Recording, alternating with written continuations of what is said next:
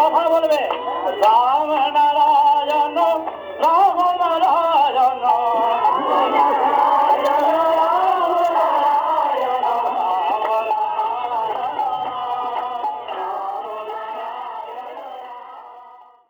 রাম ও নারায়ণ রাম। ঠাকুর শ্রী শ্রী বালক ব্রহ্মচারী মহারাজ তার ধর্মনীতি, সমাজনীতি লেখনের মাধ্যমে সর্বসাধারণের মধ্যে ফুটিয়ে তোলার জন্য প্রকাশ করলেন করাচাবুক নামে এক পাক্ষিক পত্রিকা, যার মাধ্যমে আপামর জনসাধারণের মধ্যে এক আলোড়নের সৃষ্টি হয়, যার প্রভাব তৎকালীন রাজনৈতিক ক্ষেত্রেও দেখা যায়।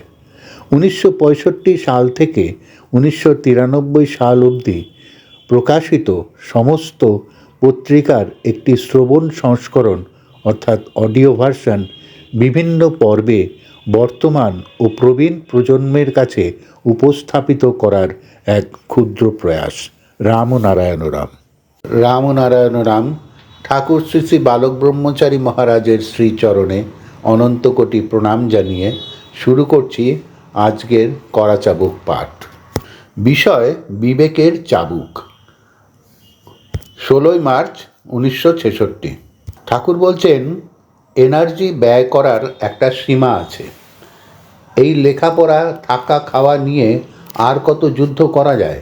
সারাদিন তাকিয়ে দেখি সকাল থেকে রাত্রি পর্যন্ত গাভীগুলো আর ঘাস থেকে মুখ ওঠায় না।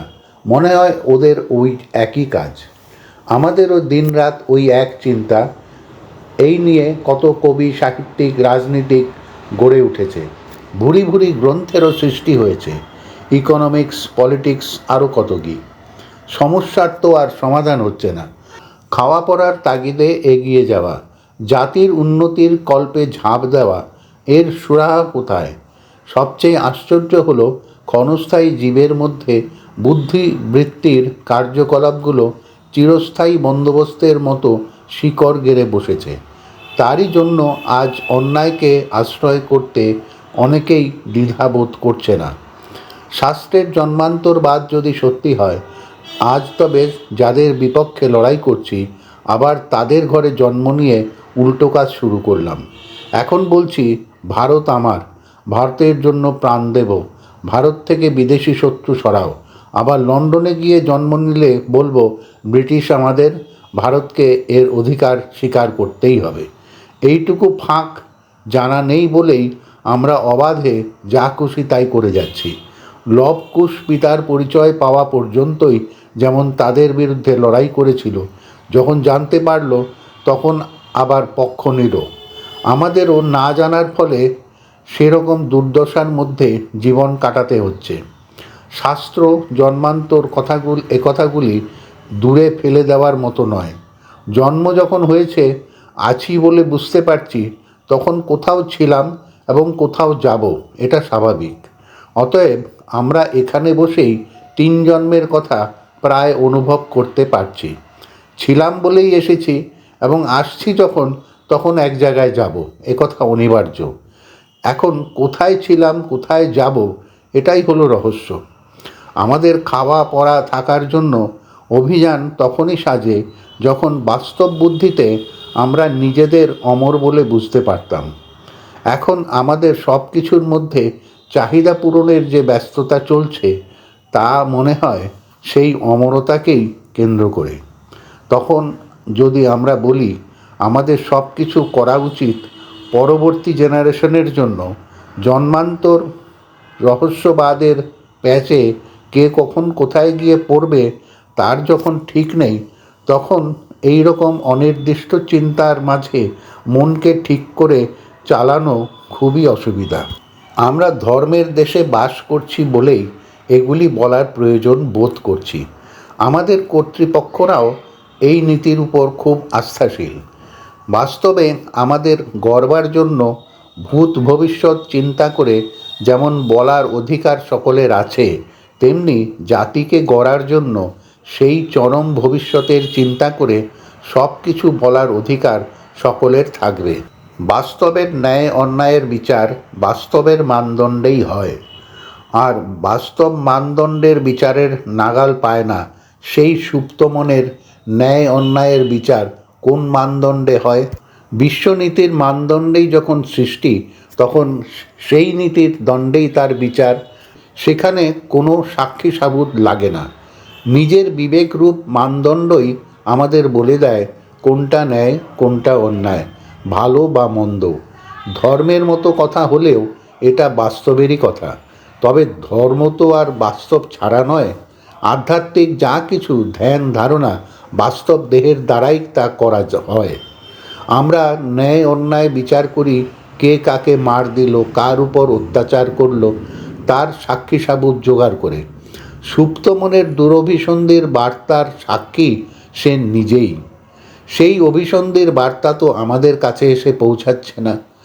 না আসলেও দুরভিসন্ধিকারীর কার্যকলাপের দ্বারা তার মনের বার্তা জানা যায়। বিবেক যখন সত্যিকারের বিচারক, সে প্রতি মুহূর্তে বিচার করে রায় দিয়ে যাচ্ছে। প্রতি জীবই তার বিবেকের দ্বারা পরিচালিত। মৃত্যুর পর সাজা পাবে এর উপর নির্ভর করতে বিবেক বোধহয় নিষেধ করেছেন। প্রতি মুহূর্তে এসে বিবেক তোমাদের মধ্যে ভালো মন্দ সাড়া দিয়ে যাচ্ছে। সেই বিবেকই জীবেতে বিদ্যমান, সেই বিবেকই আমাদের মধ্যে প্রতিষ্ঠিত। সেই বিবেকের মানদণ্ড আমাদের হাতেই ন্যস্ত রয়েছে, তাই সেই বিচার আমরাই করব। প্রকৃতিদত্ত জন্ম মৃত্যু রহস্য এখানে আছে। বাস্তব চক্ষে সূর্যের উদয়াস্ত আছে, আমরা তারই মধ্যে যতটা পারি কাজ সেরে নিই। সেই রকম জন্ম মৃত্যুর ফাঁকটুকুর মধ্যে আমাদের কর্তব্যগুলি বিবেকের দ্বারা চালিত হয়ে যদি পূরণ করে যাই, তবে তার কোনো অসুবিধা হয় না বা হবে না। এখন যা কাজকর্ম শাসন পদ্ধতি মনে হয় যেন তা অবিবেকের দ্বারা পরিচালিত। তাদের যে কার্যকলাপ দুরভিসন্ধিকে আশ্রয় করে, বিবেককে ফাঁকি দিয়ে। তাদেরও যে মৃত্যু আছে, বিনাশ আছে, এই কথাটা ভুলে গিয়েই তারা এগিয়ে চলেছে। দুরভিসন্ধি ও সাময়িক প্রলোভনের মোহে তারা ভুলে গেছে যে একদিন তাদের বিনাশ হবেই। তাদের জন্য যে বিচার আছে, মানদণ্ড আছে, সেটা তারা ভুলে গেছে। কিন্তু মানদণ্ডের জন্য, স্বর্গের জন্য তাদের অপেক্ষা করতে হবে না। বিচারটা এখানকার বিবেকই করবে। বিবেকের আছে পঞ্চ ইন্দ্রিয়। প্রতি মুহূর্তে বিবেকই জানিয়ে দিচ্ছে এখানকার বার্তার কথা। বিবেক আমাদের বর্তমান পরিস্থিতি ও পরিবেশের কথা কি বলে? বিবেক বলছে এখানে বেশিরভাগ ব্যক্তি বিবেককে ফাঁকি দিয়ে কাজ করছে, কিন্তু বিবেক প্রতি মুহূর্তে তাকে সেই কথা জানিয়ে দিচ্ছে। তা সত্ত্বেও সে সেই পথে না গিয়ে বিপরীত পথে এগিয়ে চলেছে। সেই ক্ষেত্রে সেই বিবেকই শায়েস্তা করার জন্য দণ্ড হাতে নেবে, এটাই বিবেক জানাচ্ছে। বিবেক জানাচ্ছে এখনও বসে আছিস, চারদিকে আগুন জ্বলছে, যেভাবেই হোক এই অগ্নিকে দমন করতে হবে। এখন দুটো জিনিস হচ্ছে, ষড়যন্ত্রকারীদের আস্ফালন বন্ধ করবে দমনকারীরা। ভবিষ্যতের চিন্তা করে আমরা যেমন লেখাপড়া শিখি, বাড়িঘর তৈরি করি, তেমন চরম ভবিষ্যতের জন্য আমাদের তৈরি হতে হবে।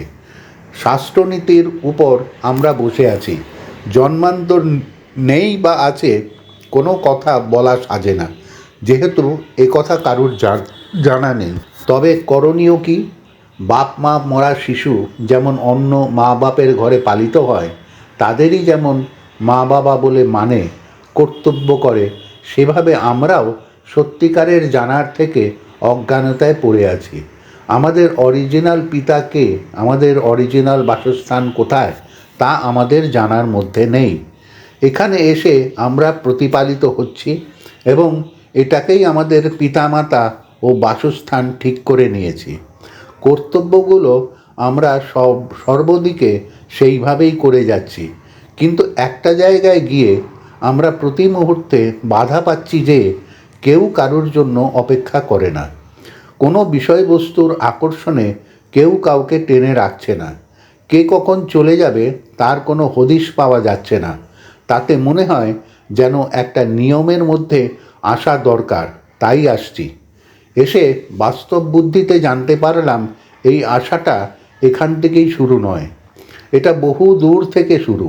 শুধু বুনোটের মতন আমরা পরপর আসছি, জন্মান্তর সেখানেই হচ্ছে। এখানে এসে বিবেকের দ্বারা এখানকার কর্তব্য সাময়িক স্থিতির উপর নির্ভর করছে। আবার বিবেকই বলে দিচ্ছে এই সাময়িক স্থিতির উপর নির্ভর করে আমরা এমন কিছু যাতে না করি যার ধাক্কা পরবর্তী অবস্থায় গিয়ে সামলাতে হয়। তাই আমাদের এখানে প্রতি মুহূর্তে, প্রতি কাজে, প্রতি চিন্তায় খুব হুঁশিয়ারভাবে চলতে হবে। আমরা সেই জায়গাতেই মস্ত ভুল করে বসে আছি। এখানকার ভবিষ্যতের গড়া যেন কোনো মতে মারপিট করে একটু একটু করে চালিয়ে যাচ্ছি, কিন্তু আদত গড়ার জন্য কোনো কিছুই করছি না।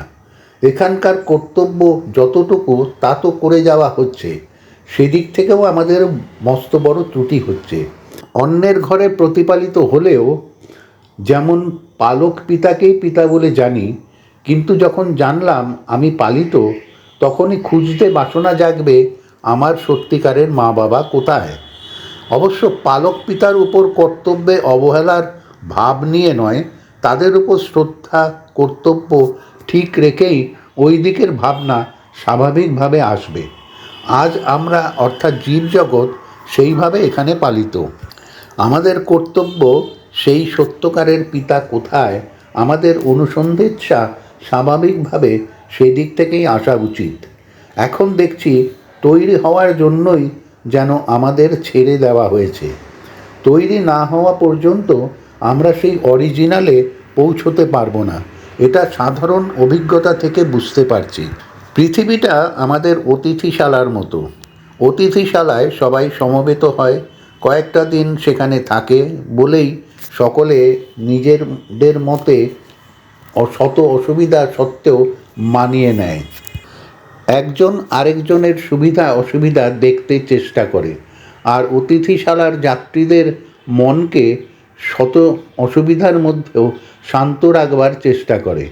তারা যেমন এক তীর্থের যাত্রী, আজ আমরা সেই হিসাবে যদি মনে করে নেই, আমরা সেই মহান তীর্থের মহান দর্শন প্রার্থীর যাত্রিক, আমাদেরও সেই প্রস্তুতি নিয়ে যেতে হবে। কোনো হিংসা দেশ দুরভিসন্ধি মনে না রেখে এক পৃথিবীরূপ অতিথিশালার যাত্রী, এখানে প্রত্যেকের দিকে নজর রেখে চলতে হবে, কারণ এখানে আমরা সবাই সাময়িক। এই পৃথিবীরূপ ধর্মশালায় সাময়িক স্থিতি জানা সত্ত্বেও যারা এখানে আসনের লোভে, যশ মান প্রতিষ্ঠার লোভে স্বেচ্ছাচারিতা করে, যাত্রীদের নির্যাতন করে, তাদের বিচার আমাদের বিবেকই করবে। এখন হচ্ছে সেই বিচারের পালা। পিতা যখন আমাদের শিক্ষার জন্য ছেড়ে দিয়েছেন, এই যাত্রিকের পরিস্থিতিতে আমাদের কি করণীয়, সেটা সেই ট্রেনিংয়েরই একটা বড় অঙ্গ। নিঃস্বার্থভাবে যাত্রী দলের স্বার্থে যদি আমরা এগিয়ে না যাই, তবে বিবেকের অমর্যাদা করা হবে। যাত্রীদের বরাদ্দ যে খাদ্য, তার মধ্যে হস্তক্ষেপ, শিক্ষা দীক্ষা চলাফেরার মধ্যে হস্তক্ষেপ, সহজ সুন্দরভাবে সত্য কথা বলার মধ্যে হস্তক্ষেপ, আমাদের বিবেকই তার বিচার করবে। আবার যাত্রীদের মনের দিক দিয়ে দুরভিসন্ধি, দুর্নীতি, ছল কৌশল, মিথ্যা বলার জন্য বা করার জন্য যারা দায়ী, যারা তাদের জোর করছে, তাদের উপযুক্ত বিচারের ব্যবস্থা বিবেকই করবে। আমাদের সেই চরম ভবিষ্যৎ গড়ার মূলে যারা অন্তরায়, তাদের আজ বিচার হওয়া দরকার। এই কুলেও সর্বহারা। আবার পরবর্তী কুলের কথা যখন চিন্তা করি, সেখানেও দেখি সর্বহারা। এখন আমাদের নিজেদের সত্যিকারের গড়বার জন্য চাই উপযুক্ত ব্যবস্থা। এই গড়ার মূলে সর্বপ্রকার অন্তরায়কে সরাতে হবে, যেভাবেই হোক। সেখানে আর পিছপা হলে চলবে না। তাই যাত্রিকদের কাছে অনুরোধ, পৃথিবীকে এখানে আঁকড়ে ধরলেও যখন কেউ থাকতে পারছে না, তখন এর মায়া আর না করে গড়ার জন্য মায়া করা উচিত, গড়ার মায়াতে তৈরি হওয়া উচিত। গড়তে গেলে আমাদের দৈনন্দিন সমস্যার সমাধান করেই এগিয়ে যেতে হবে। এটাই সৃষ্টির নিয়ম। সমস্যার সমাধান সততার উপরই থাকবে। যখন সমাধান সততার উপর থাকে তখন আর কোনো দিকে অভাব হয় না, আর কারোর বিরুদ্ধে অভিযোগও থাকবে না। আর সমস্যার সমাধান যদি হীন চক্রান্তের দ্বারা মেটাতে যাওয়া হয়, সেই সমস্যা বা অভাব কখনো মেটে না, বরং চরম অভিযোগের মধ্যেই থেকে যায়। আজ আমরা সেই সমস্যায় এসে উপনীত হয়েছি। সেই সমস্যা অতি সহজেই মিটত, সেটা কিসের জন্য তার পুনরুক্তি না করাই শ্রেয়। অবিলম্বে এর সমাধানের জন্য আমাদের নেমে যাওয়া উচিত। রাম ও নারায়ণ রাম। প্রিয় শ্রোতাবৃন্দ, আপনারা আপনাদের মতামত কমেন্ট করে জানাবেন এবং শেয়ার করে সবার মাঝে ঠাকুরের কথা ছড়িয়ে দেবেন এবং সাবস্ক্রাইব করে দেবেন, যাতে পরবর্তী অধ্যায়গুলো আপনাদের কাছে সহজেই পৌঁছে যায়। রাম ও নারায়ণ রাম।